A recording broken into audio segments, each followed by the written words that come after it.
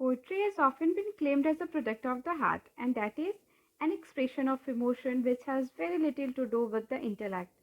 But would it not be wonderful if somebody wrote poems that would strike a balance between the emotion and the intellect? And the person is obviously John Donne, and John Donne's poetry blends these two faculties. John Donne's greatness as a love poet arises from the fact that his poetry covers wider range of emotions, and his poetry is not limited only to the book but also he rooted his personal experience. John Donne is the son of wealthy merchant and he was born in London. John Donne was the most independent of the Elizabethan poets and revolted against the essay fluent style, stock imagery, and pastoral conventions of the followers of Spenser. He aimed at the reality of thought and vividness of the expressions, and his poetry is forceful, vigorous, and in spite of faults of rhythm, often strangely harmless. Donne is quite original in expressing the situation of love and mood.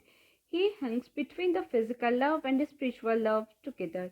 The characteristics of John Donne's love poetry is originality in love poetry, the metaphysical strain, the supremacy of love.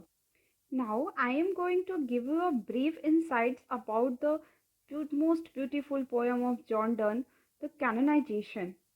I will explain this poem line by line and I will tell you the literary devices as well. Canonization is the famous poem by John Donne, where he aspires to make his love for his beloved divine and immortal, so as to be declared as a saint in the religious of love. The term canonization means the formal process through which one is declared a saint. Now let us look at the stanzas wise analysis of this poem. Let us look the stanzas line. For God's sake, hold your tongue and let me love, or chide my placy or my gout, my 5 grey hairs or ruined fortune flawed. With health your state, your mind with arts prove. Take us your courts, get you a place, observe his honour or his grace, or the king real or his stamped face. Contemplate what you will approve, so you will let me love. This poem, like any other metaphysical poem, has a dramatic opening, and the speaker is found to command another companion beside his beloved to stop bothering them. The speaker argues that his love has not affected his companion's life and adversely, so he should be allowed to love his beloved without any hindrance from him. The speaker pleads his companion to remain silent while he involves in an emotional dialogue with his beloved. He offers his companions to make fun of his pleasure or his gout to eliminate occurring during old age. He also suggests him that he might as well make fun of his grey hairs or misfortune, while upgrading his own position with wealth and refine his mind by involving in different arts. He suggests his companion to pursue an academic career by seeking different disciplines and getting a course or pay homage to the king or either his self or his replica stamped on his currency. In the last line of this stanza, the speaker says that he might do whatever he pleases to do and leave him and his beloved on their own. The next stanzas is like that. Alas, alas, who injured by my love? What merchant ship have my shot trod?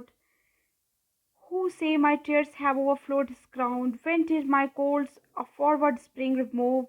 When did the heat which my veins fill? And one more to be the black bill. Shoulders find words and lords find out still. Litigious men which quarrels move, though she and I do love. In the second stanza, the speaker engages in a series of silent contemplations as to what could have been affected by their love.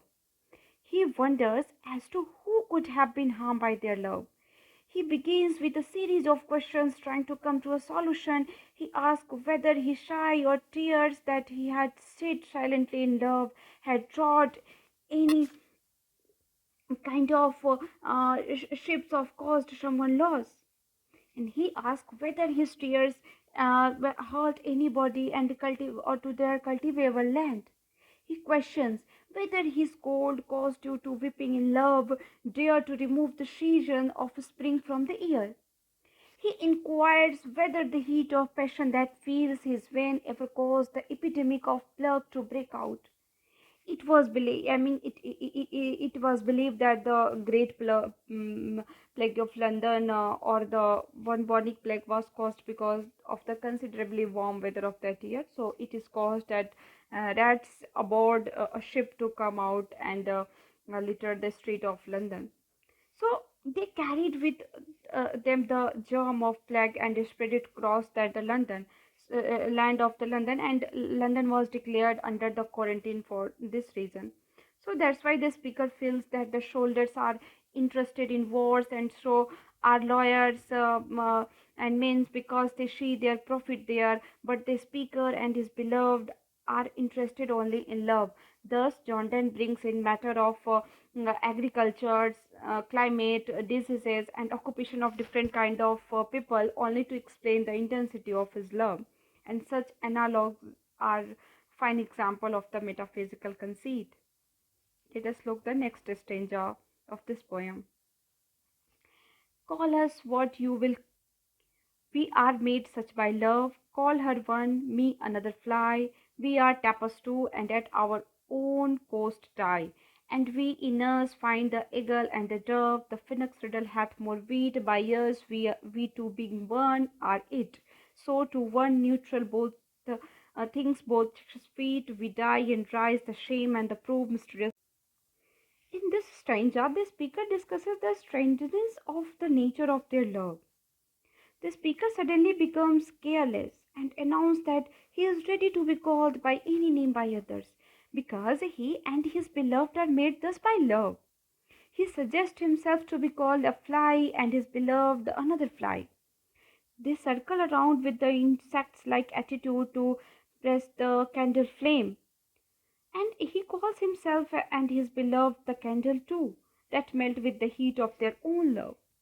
He finds an eagle and a dove in them, both at the same time. The eagle represents the strength and masculinity, while the dove is symbolic of feminine grace and meekness. And finally, he announces that they resemble the mysterious phoenix. Here phoenix is a symbol, is a kind of bird whose itself as a mystery, and it is a beloved to rise of its ashes after every 200,000 years. But the speaker feels their love is more mysterious than the riddles and asked by the mythical phoenix. And like the phoenix, they die and rise again and become strange and mysterious because of the love present between them. The next stranger, we can die by it if not live by love. And if unfit for toms and hares, our ligand be. It will be fit for birds, and if no piece of chronicles we prove, we will build in the sonnet pretty rooms. As well a well trod urn becomes the greatest essays as half-acre tombs, and by these hymns shall all shall approve us canonized for love. In this stanza, the speaker tells the possibilities of making their love immortal. He says that if he and his beloved cannot live their life in love, they can at least die. And if no proper burial to given to their bodies, followed by tombs and it is a song of laments that sung at someone's death, then they would satisfy themselves with the verses or poetry. If there is love not proved strong enough to be placed in history, then they will find a place for their love in sonnet or a 40-line poem, and thus make their love immortal. And just as an urn can contain the ashes of the dead instead of half-acre land, so also will they find a place in that where everybody will come together to announce that they have been canonized for their love. Now, as told before, canonization is the formal process through which one attains sainthood. So, the here the speaker attributes a sense of sacredness and the religiosity by calling themselves saints in love. Let's look on the last stanza of this poem. And thus invoke us, you whom rendered love made one another's amenities, who you to whom love was peace, that now is raised, who did the whole world's soul contract and drove into the glasses of your eyes, so made such mirrors and such spies that they did all you to epitomize. Countries, town, courts picked from above a pattern of your love. In this last stanzas, this is a very important stanza is going to be listen very carefully. The speaker discern the possibilities of their making their love immortal in these stanzas by the saying the apprehension of the speaker discussed as speaker discussed in their previous stanzas. This stanza can be called the sum up of all the stanzas. The speaker announced in a positive tone that they would be remembered for their love by posterity. People shall invoke them for their exemplary love, and they would sing praises for the speaker and his beloved, that their love was each other's amenities, such as the spirituality in their love. And people would regret that their love has none of the qualities of the love of that speaker and his beloved. They would recall the peaceful nature of the speaker love and would regret at their own love, which has turned horrid. Their love was so grand, and that it made the soul and the spirit of the world reduce into each other's eyes, and like mirror they reflected each other's love. The greatness of their love exemplified them as a saint, and everybody began to epitomize them. Countries, towns, courts, and places of interest and importance now seek a design, a pattern of their love. Originally, a sonnet consists of 40 lines, but John Donne derived from the Italian patriarchal tradition and composed a sonnet of 20 lines. So let us look the literary devices of this beautiful poem. Donne attributed any poem with the theme of the love as a sonnet, and his poem is divided into three stanzas, and each stanza deals with the different dimensions of love. In this poem, the first stanza emphasizes the importance of the union of the two lovers by referring to the time spent before falling in love.